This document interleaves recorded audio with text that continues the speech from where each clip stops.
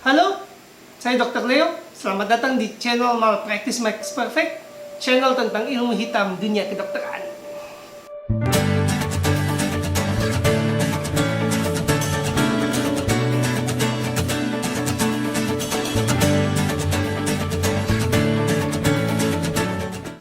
Masih muda kok diabetes? Nah, ini pertanyaan yang benar, tapi sering melahirkan jawaban yang salah. Jawaban yang tidak relevan dengan masa depan pasien. Contohnya, masih muda kok diabetes? Jawabannya turunan kali, keseringan minum boba atau makan es krim, suka junk food, kamu gendut sih, gaya hidupmu jelek, kamu dikutuk, gaya apa? Kamu punya bawaan untuk kena sial seperti diabetes. Bahkan kalau semua dugaan ini benar, jadi orangnya itu memang secara turunan punya diabetes, bapaknya diabetes, kemudian dia hobi minum boba, makan es krim, suka junk food, gendut, gaya hidupnya jelek, dan dikutuk sama sesamanya, ini tetap jawaban yang salah. Karena ketika seseorang menderita diabetes, respon yang kita harapkan adalah pertanyaan, apakah ini diabetes tipe 1 atau diabetes tipe 2. Kita ke contoh, apa sih yang terjadi kalau asuransinya fraud? Apa sih yang terjadi pada pasien diabetes? Kita akan masuk ke kisah Pak Amir. Amir, pria 35 tahun, gendut, keturunan diabetes, keluarga punya diabetes, hobi makan manis-manis, hobi makan es krim, gak pernah olahraga, dikutuk sama 7 nenek sihir, 7 turunan, ia kena diabetes. Gula darah Amir tinggi, mendadak tinggi selangit, kemudian dia dilarikan ke rumah sakit. Setelah dari rumah sakit, Amir pulang dengan metformin dan glibenclamid. Sampainya di rumah, Amir pingsan. Beberapa hari kemudian Amir pingsan dengan gula darah sekitar 600 lebih, sangat tinggi. Amir kemudian dilarikan ke rumah sakit untuk berobat lagi. Kemudian Amir mendapatkan insulin. Nah, insulin adalah pengobatan yang sering dipakai di Indonesia. Setelah Amir dapat insulin, Amir pulang. Beberapa hari kemudian, Amir masuk rumah sakit lagi, tapi dengan gula darah 40, sangat rendah.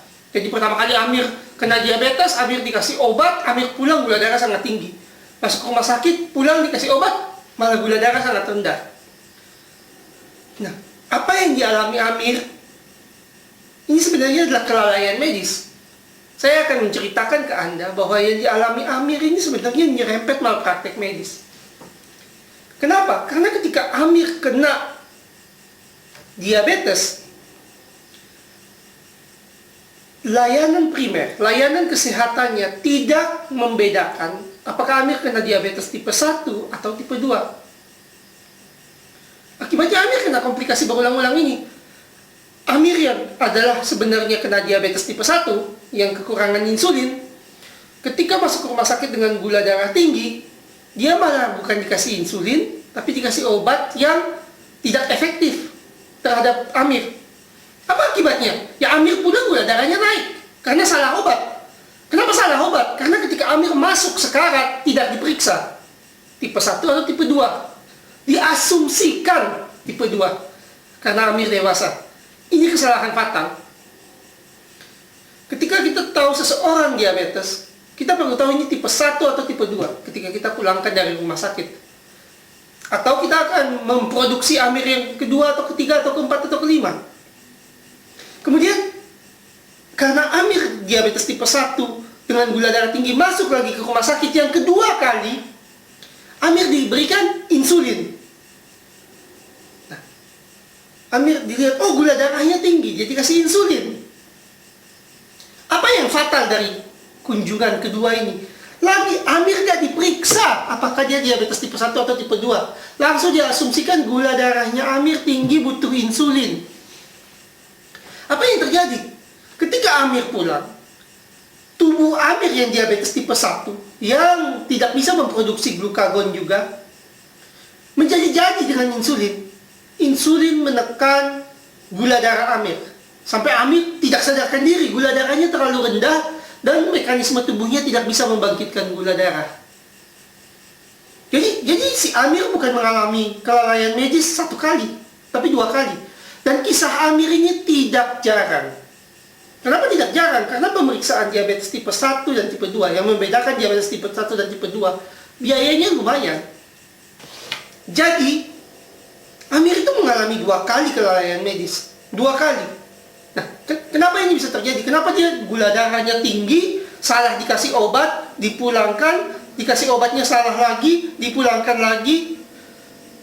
Tapi boleh gitu. Alasannya sederhana.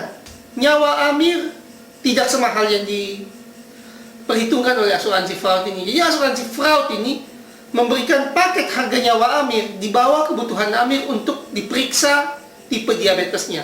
Apakah tipe 1 atau tipe 2? Untuk memeriksa ini biayanya sekitar 600.000 sampai 2 juta. Nah, kan lebih murah kalau Amir sekarat. Kan lebih murah Amir datang ke rumah sakit 2 kali, sekarat 2 kali, salah obat 2 kali. Daripada kita periksa Amir dengan benar, kita kasih obat yang benar, Amir nggak sekarat, tapi asuransinya bangkrut. Selamatkan asuransinya, bukan Amirnya. Tapi, jadi sampai sini kita paham bahwa deteksi membedakan tipe 1 dan tipe 2 itu sangat penting. Kalau enggak, kemungkinan besar akan salah obat dan akan banyak Amir-Amir yang jadi korban. Apa sih yang diperiksa? Rahasianya cuma 2. Begitu kamu kena diabetes, tanyakan antibodi insulin atau anti-GAD. Atau total insulin di darah. Kalau kamu kena tipe 2, insulinnya tinggi. Kalau kamu kena tipe 1, insulinnya rendah. Selesai. Apa yang sulit? Ini bahkan bukan ilmu yang dengan penerawangan yang harus sekolah puluhan tahun, enggak. Hanya saja asuransinya fraud sehingga ini tidak diedukasi ke masyarakat. Dan lagi, bahwa menangani pasien sekarat atau mengirimkan pasien sekarat lebih murah daripada mencegah pasien sekarat. Ini hanya fakta, ini bahkan bukan posisi moral. Pasien sekarat penanganannya beberapa ratus ribu untuk kasus diabetes. Beberapa ratus ribu sampai juta, tapi deteksi pasti juta. Dan pengobatan yang benar pasti juta. Jadi secara akal sehat, kalau kita nggak punya biaya, akan lebih masuk akal mengirimkan pasien ke kondisi gawat darurat, lebih murah. Sederhana. Menyelamatkan Amir butuh 2 juta rupiah, butuh 600.000 rupiah, butuh ratusan ribu rupiah, butuh pemantauan yang berkala. Dan asuransi harus bisa memperhitungkan ini ke dalam klaim bersangkutan. Ketika asuransi tidak memperhitungkan klaim ini, Amir pasti jadi korban. Dan teman-teman Amir yang lain pasti jadi korban.